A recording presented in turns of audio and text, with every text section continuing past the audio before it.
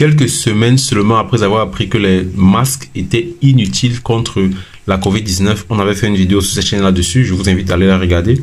On vient également d'apprendre que les lockdowns, ce qu'on appelle généralement les confinements, sont également, ou alors ont été également inutiles contre la COVID-19. Alors, c'est une étude qui a été publiée récemment, le 5 juin 2023, que je vous invite à aller regarder. Je vous mettrai le lien en description de cette vidéo. Une étude publiée par Jonas Herby, Dr. Lars Jonung, Professeur Steve Hanke.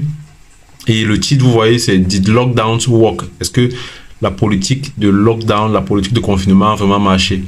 Et vous pourrez justement prendre le temps d'aller la regarder. Vous savez, les lockdowns, ce sont des mesures de prévention qu'on va adopter lorsqu'il y aura une pandémie de COVID, comme celle de la COVID-19, dans laquelle on va interdire, on va restreindre le déplacement des personnes, on va empêcher les personnes de se retrouver dans des lieux publics pour freiner la circulation du virus. On va par exemple fermer des écoles, on va fermer des restaurants, on va fermer des lieux qui sont publics, qui sont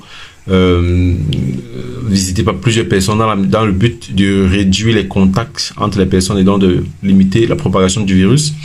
Alors, de quoi est-ce qu'il s'agit? C'est une étude qui a été faite et qui consiste à une méta-analyse et une revue systématique et qui montre que le lockdown qui a été utilisé par plusieurs pays, l'étude se focalise beaucoup plus sur les États-Unis, l'Angleterre, la Suède et d'autres pays en Europe, et montre que la politique de lockdown était un échec global avec des implications énormes comme la réduction de l'activité économique, l'impact que le lockdown a eu sur l'activité économique des différents pays.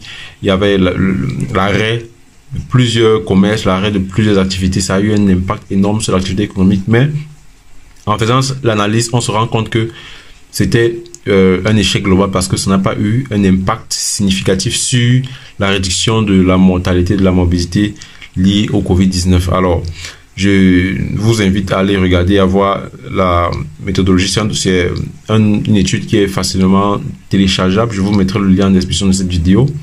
Et vous pourrez prendre le temps de lire la méthodologie qui a été adoptée pour faire cette étude-là et les résultats qui sont vraiment choquants. Alors, si ce n'est pas encore fait, je vous invite également à vous abonner sur cette chaîne YouTube dans laquelle on partage les thématiques liées à la santé publique, l'actualité sanitaire et tout ce qui peut vous permettre d'apprendre davantage sur la santé publique. Sentez-vous bien.